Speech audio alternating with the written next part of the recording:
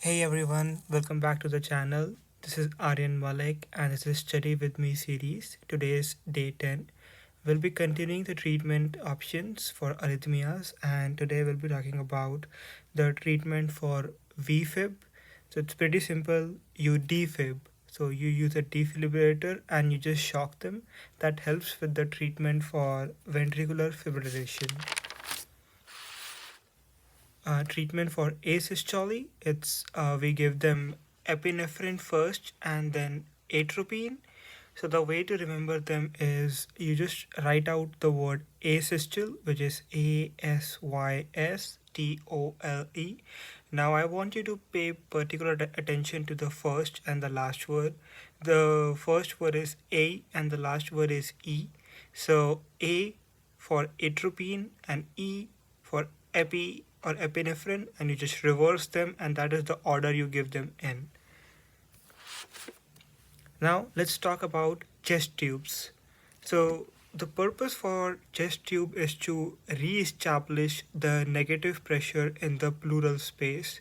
So what do I mean by negative pressure? So when we talk about our lungs, two types of pressures exist. So one is negative pressure, which is basically a pressure that keeps things all together. It pulls everything together. But if there is a problem in the lung, say pneumothorax, in which the lung has collapsed and the air has entered the outer space of the lung, which is the pleural cavity. So there, the things are far apart and they're not pulled together. They're not stick together, which leads to creation of positive pressure. So pleural space, as I talked about, is a place where negative pressure is good because it makes things stick together, as I said, and it pulls everything together like a vacuum.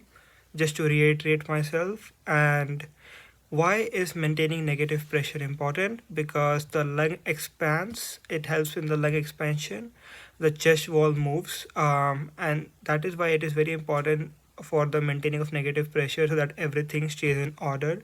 But whenever an air leak or say the blood enters the cavity, so it always creates that positive pressure. And negative pressure also promotes good air exchange.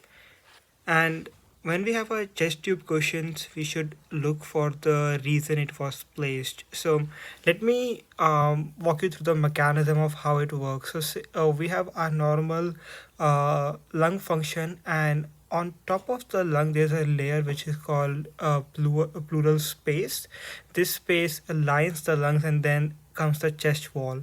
But if there is a pneumothorax, the lung collapses. Now the air is uh, entered the lung space. So now the chest tube goes in at that point and it removes that air so that the negative pressure can be maintained and the body can return to its normal functioning.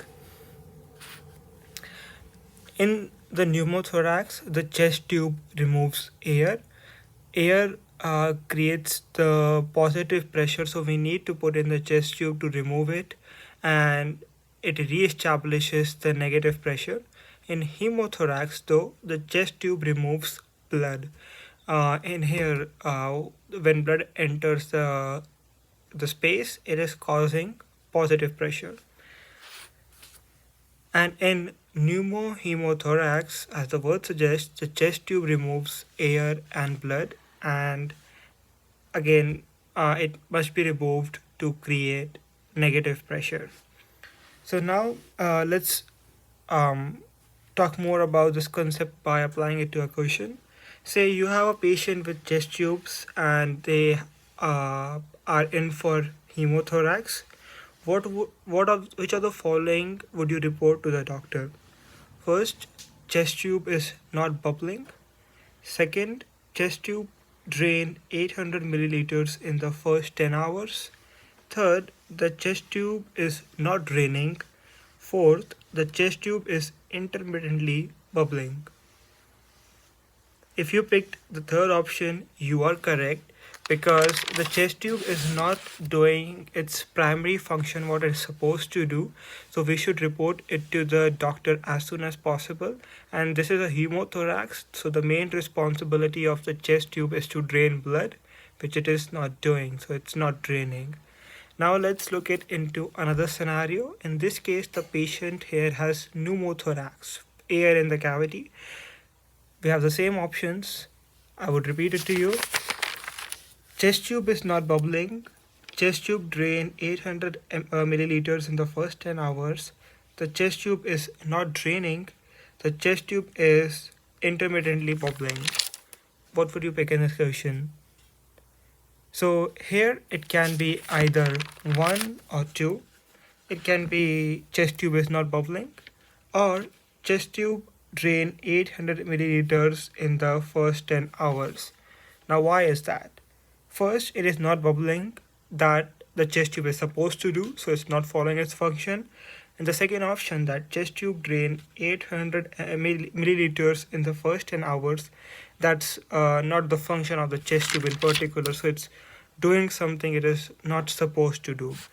So the principle here behind this question is that for chest tube questions, it is very important to pay attention to the reason for which the patient has come in, because that will tell us what we should expect. So that marks the conclusion of this video. We'll be going over chest tube further in the next video that comes out tomorrow. I hope you are finding this series helpful. I'm enjoying my time. So till tomorrow, this is Aryan Malik signing off. Thank you for watching.